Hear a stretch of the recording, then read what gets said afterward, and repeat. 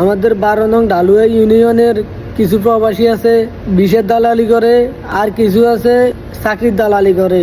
যারা মানুষকে ভালো বিষের কথা কই সৌদি আরবে আনি সাইরা দেয়, কোনো কাম নাই কাজ নাই।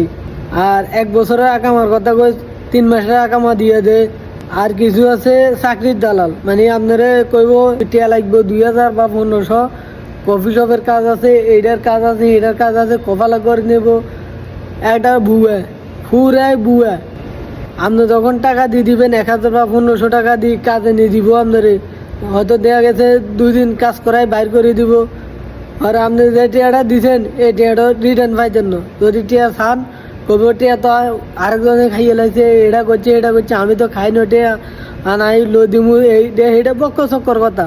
মানে তারা আসলে একটা দালাল, এক হইলো বিষের দালাল আর এক হইলো চাকরির দালাল। আপনারা সবাই এই 2 দালাল থেকে সাবধানে থাকবেন।